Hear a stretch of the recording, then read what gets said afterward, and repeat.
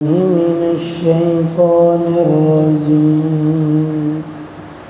بسم الله الرحمن الرحيم. يا أيها الذين آمنوا لا تأكلوا أموالكم بينكم بالباطل إلا أن تكون تجارة عن تراض منكم ولا تقتلوا أنفسكم إن الله كان بكم رحيما.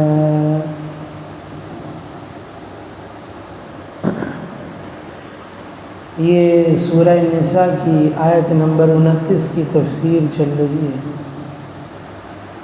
اور بس اس آیت مبارکہ سے متعلق کچھ آخری باتیں ہیں،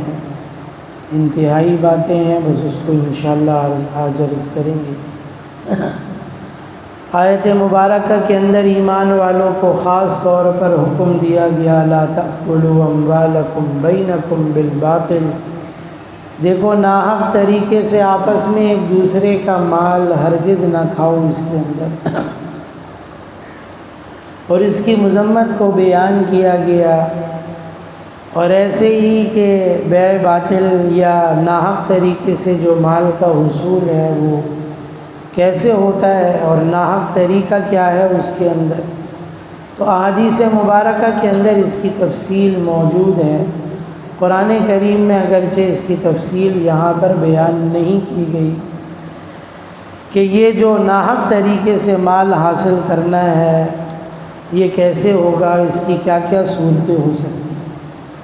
البتہ یہاں کسی دوسرے کا مال حلال ہو اور کسی دوسرے کا مال یا کوئی چیز آدمی استعمال کر سکتا ہو تو اس کے لیے دو چیزیں بیان کر دیں۔ ایک تو یہ اس کے اندر کی تجارت ہے، اور دوسری چیز یہ کہ آپس کی رضامندی ہے، کہ تجارت بھی ہو اور آپس کی رضامندی ہو تو دوسرے کا مال آدمی استعمال کر سکتا ہے۔ اس کے اندر میں نے فقہی طور پر جو دو بنیادی چیزیں ہیں، اور اس کو فقہا نے بھی احادیث نے بھی اس کو کچھ بیان کیا ہے،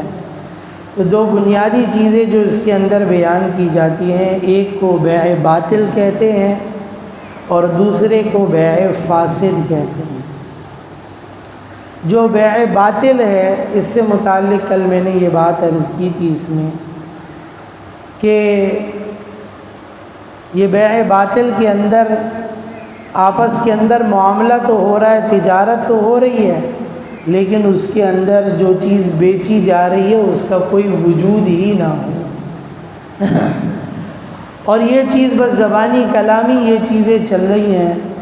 اور اسی کے اوپر سودے ہو رہے ہیں، اسی پر خرید و فروخت ہو رہی ہے، تو فرمایا یہ تو بالکل بیع باطل ہے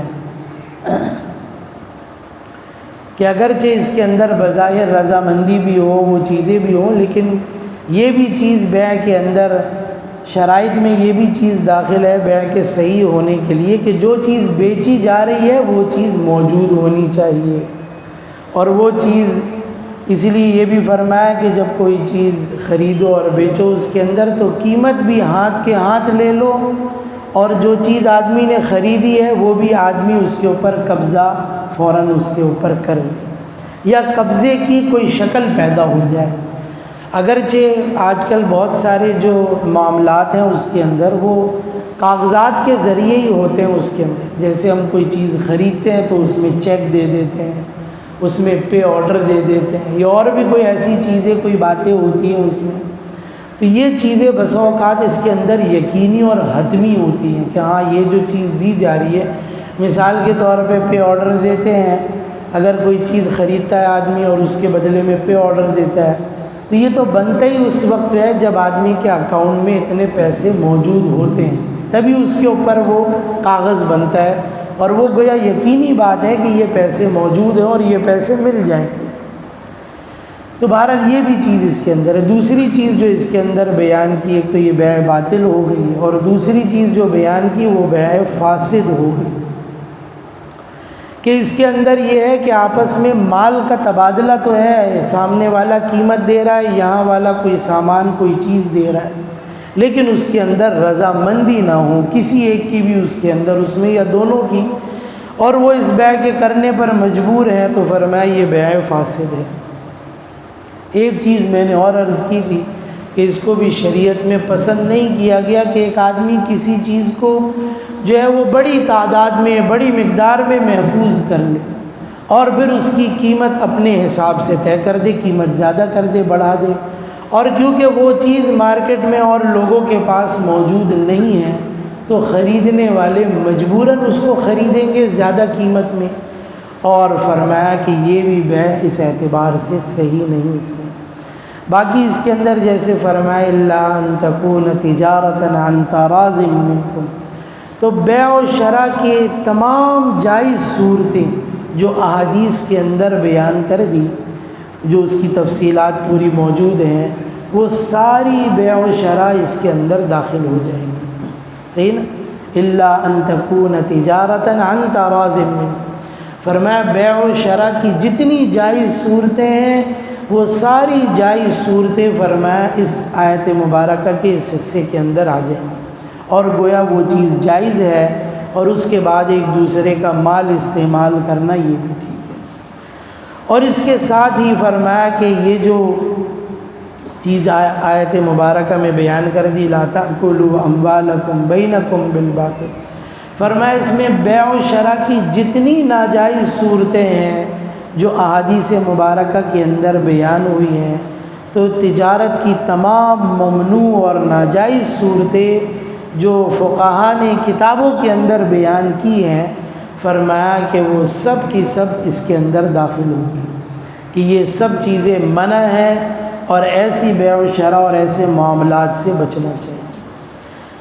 آگے آیت مبارکہ میں جو چیز بیان فرمائی وہ فرمایا لا تقتلوا ولا تقتلوا انفسکم، اور فرمایا کہ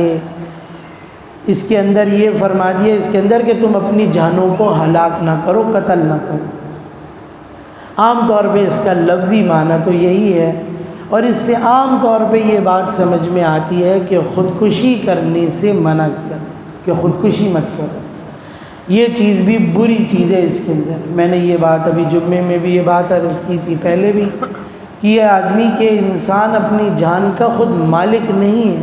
اپنے نفس کا خود مالک نہیں ہے، اس لیے آدمی اپنے نفس پر اپنی جان میں کوئی تصرف نہیں کر سکتا۔ اور یہ بھی فرمایا کہ یہ بھی چیز کہ اس کے اندر ہے کہ آدمی اسی لیے خود اپنی جان بھی اس کے اندر نہ لے، اگرچہ ظاہری سی بات ہے وہ چیز بھی مقدر کے اندر ہوگی، لیکن آدمی کو چاہیے اس چیز سے اپنے آپ کو بچائے اس کے اندر۔ اب کوئی مال کی وجہ سے، کوئی بہرحال اور کسی وجوہات کی بنا پر اس میں، تو لوگ یہ چیز بھی آسان سمجھنے لگے ہیں کہ خودکشی کر لو اس کے اندر۔ اچھا بعض صورتیں ایسی بھی ہیں اس کے اندر کہ آدمی جان ویسے تو بظاہر وہ نہیں ہے، لیکن اس کا عمل یہ بتاتا ہے کہ یہ گویا اپنی آپ کو ہلاکی کرنا چاہتا ہے۔ مثال کے طور پہ آدمی جو ہے وہ گاڑی چلائے، بائک چلائے، اور جیسے آج کل لڑکے چلا رہے ہوتے ہیں اس کے اندر صحیح ایک پہیے پر چلا رہے ہوں اس کو، اور غلط طریقے سے اور قانون کی خلاف ورزی کرتے ہوئے چلا رہے ہوں اس کے اندر، اور جو حفاظتی تدابیر ہیں وہ بھی اختیار نہیں کی ہوئی، تو یہ چیزیں بظاہر تو وہ چیز اگر اس سے پوچھیں گے تو اس کی نیت نہیں ہے، لیکن اس کا عمل یہی بتا رہا ہے کہ گویا اس کو اپنے جان کی قدر نہیں ہے، اور وہ چاہتا ہے ایسے ہی کہ خودکشی ہو جائے، اور یہ بھی چیز اس کے اندر پھر داخل ہوگی۔ ایسی صورت میں بھی مرنے والا وہ فرمایا کہ اس کے اوپر اس کا وبال ہوگا، یہ اس نے نقصان کیا اس کے اندر۔ اور یہ بعض علاقوں میں بعض جگہوں پہ تو ساتھی بتاتے ہیں اس کے اندر کہ ریسنگ ہوتی ہے گاڑیوں کی، بائکوں کی، اور کچھ وقت پہلے کی بات ہے کہ یہیں ہمارے نارتھ کے اندر یہیں ہمارے قریب کی کسی جگہ کا لڑکا ایسی ایک حادثے کے اندر اس کی جان چلی گئی، اس کی بائک جو ہے وہ ریسنگ لگا رہے تھے، سلپ کر گئی، اور کہیں روڈ پر جو ہے کچھ کام چل رہا تھا، اس کے سریے بھی نکلے ہوئے، پورے جسم کے اندر جو ہے وہ سریے اس کے گھس گئے تھے اس میں، یعنی پورے جسم جو ہے وہ اس میں سوراخ ہو گیا تھا، وہ ساتھی مجھے ہی بتا رہے تھے اس میں کہ پھر ہر جگہ پر جو ہے وہ، کیونکہ اس سے خون رس رہا تھا ظاہر سی بات ہے اس کے بعد بھی، تو ہر سوراخ میں بھی جو ہے جسم کے اس کے وہ کپڑے ڈال ڈال کے اس کو بند کیا ہوا تھا کہ کچھ نہ کچھ خون رکے، کیونکہ اس کا کفن وہ